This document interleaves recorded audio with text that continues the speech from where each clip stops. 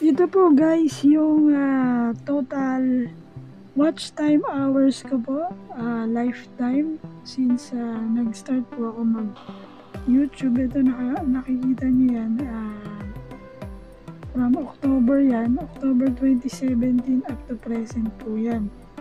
Okay, ito po yung total niya is 12,300 watch time hours. Okay, and then ito po yung within 28 days to. So ito yung total niya. Yan, naka-check siya, 212. Ito pong next chart is last 28 days simula nang nag-unlist po ako ng aking mga live stream. So starting season po, ayan, last 28 days since July 22 hanggang August 18. Ito yung total na yung aking watch time hour is 212. Then ito na yung mga sumunod 7 days na to. Zoom in natin. Ayan, last 7 days from August 12 to 18. So, ito na yan. Nag-start na ako mag-unlist nyan. So, 46. Next is ito from August 14 to 20. Watch time hour ko is 42. Bumaba siya ng kaunti. Ito, August 20. Sira na yung phone ko nyan. Okay, then ito yung next. August 15 to 21. Watch time hour ko dyan is 49. Take note, nag-a-unlist na po ako nyan. Okay, ng time na yan. So, from 42, naging 49 hours. Ito po yung next, which is, zoom in natin, August 28 to September 3. Okay, ito po yung time na nag-record ako ng video. So, yung watch time hour ko dito is 57. Kaya kung nakikita nyo yung chart, dito ha. Kung nakikita nyo yung chart, ayan siya guys ha. Yan yung line na yan, pataas siya. Para po sa kaalaman ng lahat, ito pong chart na to or analysis na to is the present performance ng aking channel. Simula po nang nag-a-unlist po ako ng mga live stream. In the following videos, ay sagot po sa concern ni kapatid Smiling Face. Panoorin po natin kung anong epekto ng pag-a-unlist ng live streams sa ating watch hour.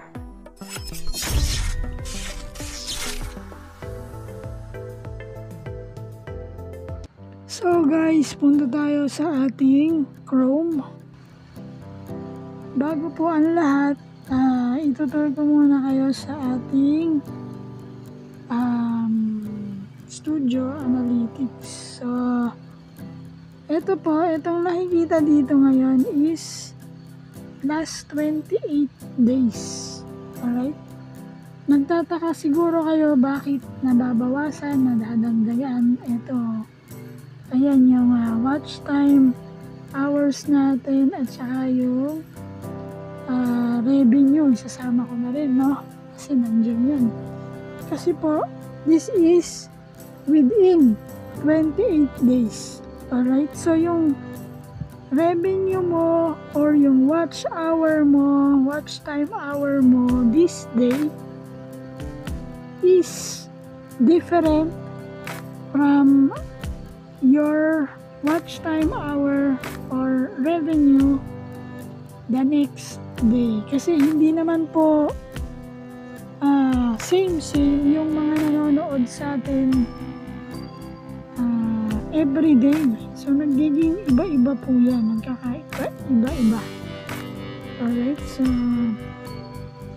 ito pong nakikita nyo ngayon is almost 2 weeks, 2 to 3 weeks na simula nang nag-unlist ako ng aking live stream. So, kung nakikita nyo po dito sa right side, Ito lang, pakita ko lang siya ha. Ayan, merong last 28 days from August 7 to August 7 to September 3 ngayon, right now. Okay, right now. Pero that was late yan ha, kung makikita nyo. Ngayon, yung record ko ngayon is September 5 na. Okay? September 5 ngayon, pero yung update dito na lagay natin muna. Yung update dito na last 28 days is from August 7 to September 3. So, ibig sabihin, delay siya ng 2 days. Alright? Okay. So, itong 28 days, kung nakikita nyo, within 28 days na yan, from August 7 to September 3, ang watch time hours ko is 186. Okay? So, gagawin natin siyang last 7 days. Ito yung present, okay? Ito yung present, which is 57.5 watch time hours. So, kung makikita nyo, naka-arrow up siya. Diba? Naka-arrow up siya. Ayan, kung nakikita nyo, mataas pa din siya. Mataas siya. Okay?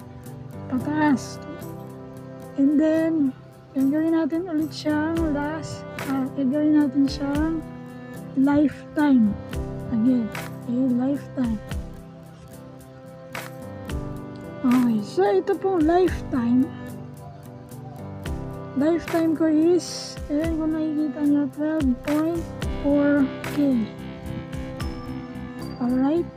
12,400. Okay? So, tumaas yan. Tumaas po yan. Masyadong yung chart mo. Pero ayan, kung nakikita nyo yung line na yan, tumaas pa siya, guys. Okay? Next, itutur ko kayo sa ating videos. Ayan, live streams. Diba?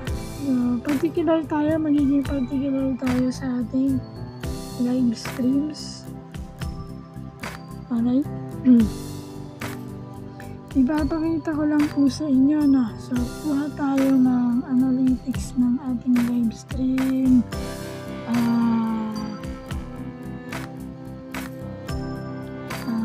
This one. Itong Wednesday. FYI lang po, or yung araw ngayon, upon recording this video is Friday. So, ang kukunin natin is ito Wednesday. So, that was 2 days ago. So, click lang natin to analytics. Alright. So, kung nakikita nyo, 2 days ago yan guys ha. 2 days ago. Kung nakikita nyo, ang views niya is 5 lang. And then yung watch time hours niya is 0.1. Mababa, di ba? 0.1. Then walang subscription. Okay?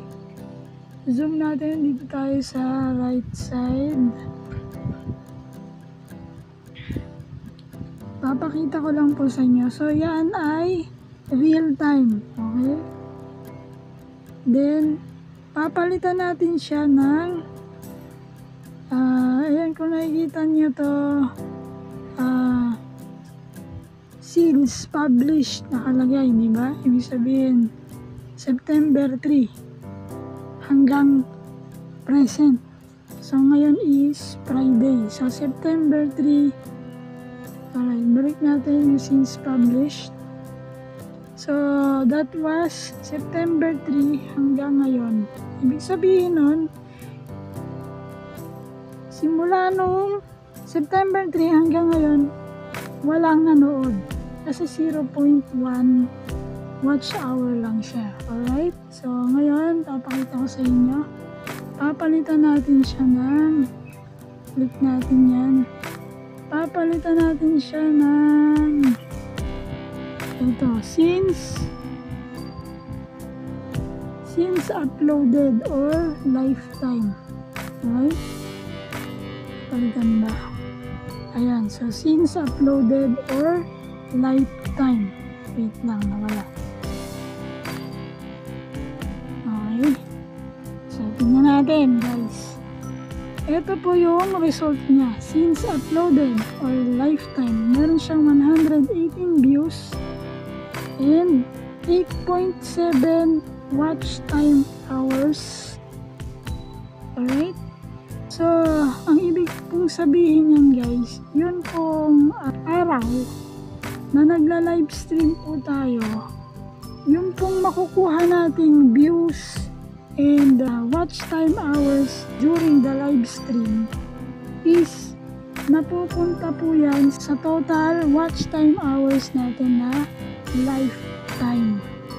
So, ibig po sabihin, kahit po i-unlist natin yan, hindi po yan mawawala. Alright? Nandyan lang yan. Hindi na po yan mababawasan. Unless, buburahin natin yung live stream natin. So, ibabalik natin siya, kaya kung nakikita nyo, ibabalik natin siya sa since published. Alright? Since published. Okay. So, yun yung September 3 na. September 3 na siya, no? Oh, ayan. Diba? Wala na siya. Wala nang naging 0.1 na lang. Kasi, wala na pong nanood sa live stream na yan. Diba? Na balik tayo sa dashboard natin. Kaya kung napapansin nyo po, babalik tayo sa ating dashboard. Kung mapapansin nyo, guys, ito pong nakalagay dito na summary last 28 days. Yan, nagbabago-bago po yan. Alright? Kung mapapansin nyo yan, kung lagi nyo yan tinitignan, guys, magbabago yan. 7 days, 3 days, or minsan araw-araw nagbabago siya. Ito, minsan yung sa akin is may check yan. Minsan, ganyan siya, pababa. Kasi po, araw-araw, iba-iba yung watch time na nakukuha natin from viewers. Iba rin yung nanonood sa atin. Yung mga nanood sa atin yesterday is iba rin sa mga nanood kinabukasan. So, hindi po talaga yan magiging pare-parehas. Same with the revenue. Ito po nagbabawas. Kung napapansin nyo, nababawasan yan, nadadagdagan. Depende po yan sa performance ng ating mga, ito punta tayo sa analytics ulit. Depende po yan sa performance ng ating mga videos. Or kung hindi ka man po nag-upload that day, hindi ka man nag-live stream, hindi yan madadagdagan. Hindi madadagdagan yung iyong watch time hours or ang iyong even ang iyong views. So, nagkakatalo po yan sa performance ng ating mga videos and live streams. Kaya nga po, yun pong mga hindi nag-upload or hindi makapag-upload na live stream lang po sila. Yun naman pong mga nag-upload or active sa uploading is hindi na sila necessary na nagla-live stream. So, yun po yun guys. Hindi po ibig sabihin na pag nag-unlist tayo ng ating mga live streams is totally bababa siya or magbabawas siya.